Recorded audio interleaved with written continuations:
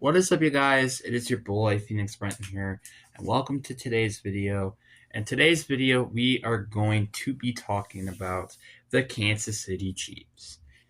Now, before we get into today's video, like and subscribe. We are on the road again to 700 subscribers. Also, I have a playlist of all the teams in the NFL, and if, for example, your favorite team isn't there yet, it's probably because I haven't uploaded the video yet. But anyways, also comment down below any team you would like to see. But anyways, hope you guys enjoy, and let's get into today's video. And I think I got to start off this video very simplistic about the Chiefs.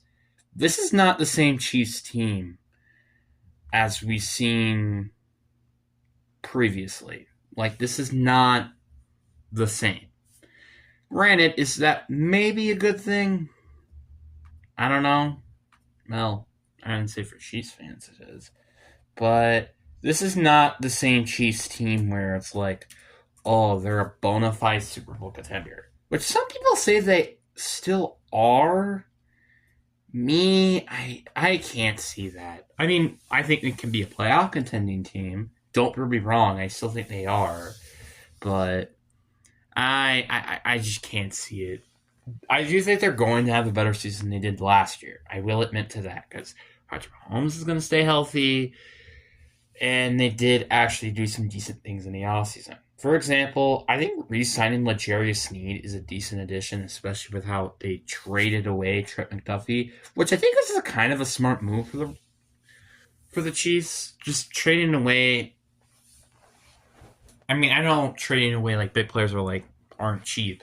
But don't forget, they kind of did this with L'Jarius Sneed, which I think is ironic that they signed him back, like, a few years ago. Like, they went and traded him away. They also traded Tyreek Hill, and then they used the assets from Tyreek Hill to go get, well, Trent McDuffie. And now it's kind of like the repeat of that cycle with trading him. They use their first-round pick to go and get Mansur Delane, which might honestly be better. Who knows? When he gets properly developed. And that's not even really the biggest move they made during the offseason. They also went and signed Kenneth Walker as well. They actually even went and added a lot of just like depth corners, which is really interesting, by the way, looking at this. They added Kyler Elam. They added Kayla Kulo, who was on the Dolphins previously. They also went and got Olin Gilman from the Ravens, who was a safety, to replace Brian Cook, who went to the Bengals. They also went and traded Justin Fields. I think he's a nice backup. So, they made some decent moves. They also, again, lost additional players. Like Jalen Watson was one. Trent McDuffie, obviously, I said before. They lost Jawan Taylor, which honestly I think is a good thing they lost him. Hollywood Brown, Mike Dinia. Like, they did lose some depth players, also some starters like Jalen Watson and Trent McDuffie. So, not great, not terrible either. Because, again, at the end of the day, this team is still, they're still adding things. And plus, as long as you have Patrick Mahomes, who just got extended, funny enough, and Andy Reid, I don't feel like this team really is not in at least the playoff questions, I feel like, in my opinion. And I feel like this is going to be a very interesting team to watch. Like, is it going to be a down couple of years for the Chiefs? Or is it just one down year and they're going to just be back in, AFC Championship games or something? We don't know. I mean, really, we really do not know. Again, Patrick Mahomes has either made to an AFC Championship game in his career, or never made it to the playoffs. That is a real statistic, if I'm not mistaken. But let's just look at the overall roster. I mean, I do have a little bit of concern, especially at the interior, at the left guard position. I like Trey Smith. I like who else? Kareem Humphrey. But they do have Kingsley Salama, who I'm not really sure who that is. Also, I don't like who they're replacing Jawan Taylor with. Obviously, I don't think Jawan Taylor was good, don't be wrong, but Jalen Moore, who was a 5th-round draft pick, not the greatest decision in the world. And I also did not like that they didn't add a receiver. This was probably like my biggest gripe with this team during the offseason was they're not adding a receiver. Because the receiving core into the season is Rasheem Rice, Xavier Worthy, and Tyquan Thornton. Not the greatest receiving core in the world. I mean, Worthy could break out potentially. Rice is good when healthy, but that's kind of about it. Also, their running back depth chart is atrocious. Emmett Johnson is their backup running back. Yikes. Not great. I mean, he was a rookie and he's a fifth round pick, but still. Maybe should have kept Pacheco, which I forgot he's gone now. Defense. I think their interior, like their defensive line is interesting because Chris Jones is getting up there in age. George is alright. Like, they don't have like a clear front edge. I actually forgot they drafted Peter Woods in the first round. I forgot that's who they actually got it for Chuck McDuffie, fun fact. Linebacker, good. I like Drew Torlaw. I like Nick Bolton. The secondary, I think, is going to be the most interesting part about this team. Because their current starters in the corner position is L'Jarius Sneed, Mansur Delane, and Kalen Coldwell. Do be granted, though, they do actually have some nice depth with Kyle Eram, Christian Fulton. I think they signed it last year. Like, they got some decent depth there. I wouldn't deny that. Also, I do, though, like their safety room with Kamari Carter and also Alani Gilman, who they signed in free agency. So, I do think this team it's a very up and down team. Also, they drafted R. Mason Thomas as well at edge. I did forget they did end up drafting him as well, who is kind of I feel like a boomer bust player. I don't think he's really going to be an in-between because he's either going to be a really good pass rusher and he's just not going to be good at stopping the run. I don't think he's going to be really good at stopping the run, to be honest, at 6'2", 249. So he's either just going to be really good on the edge or he's just going to be sucky, and that's a terrible draft pick. There is no in-between whether or not that's going to be the case. I don't think he's going to be a fine player. He's either going to be good or above or bad and below. There is no in-between on that one.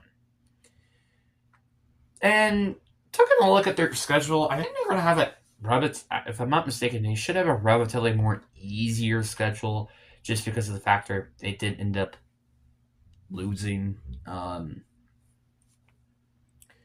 They did lose. They didn't win the division last year.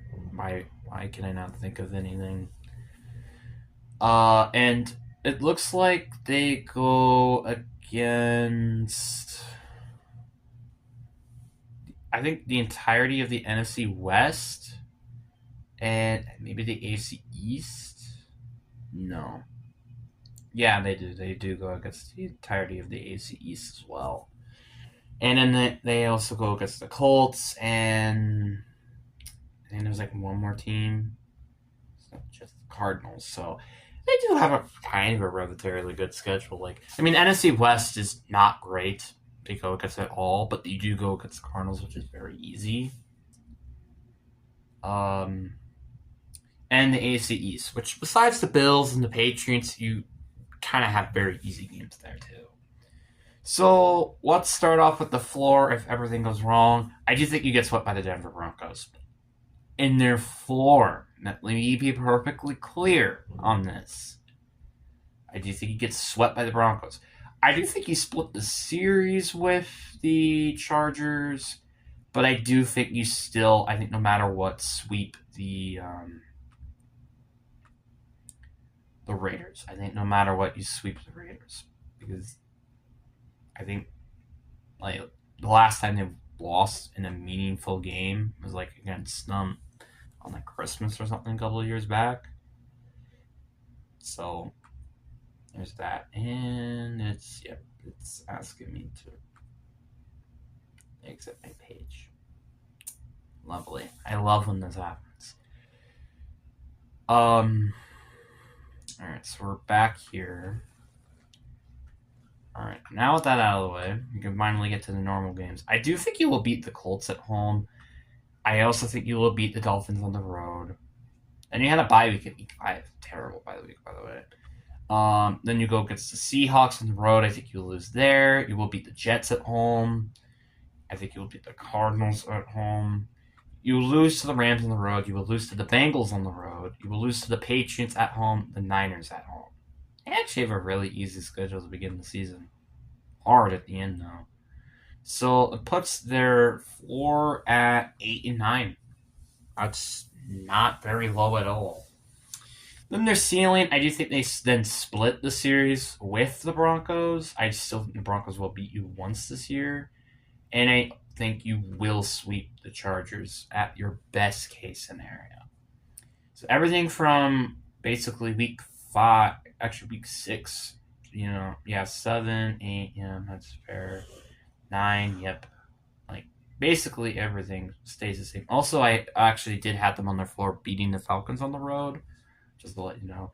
I just think not much actually changes in terms of their ceiling, because a lot of the teams they go against on the road are probably teams who will beat them. Actually, the Bengals, I think they'll beat them on the road, though. They'll beat the Niners and the Patriots, though, at home. Puts their ceiling at... What's their ceiling? 13-4. So, pretty interesting. That's kind of interesting, I feel like. Like, not the craziest of ceilings, but they also have a very good floor. That's very interesting. Sorry about my camera cutting off there at the end. It's mainly because of just overheating on my phone, which I actually have something else that I will do to try to plan to not have it happen again. But anyways, guys, I really do hope you guys enjoyed this video, and I hope you guys have a fantastic day. Peace.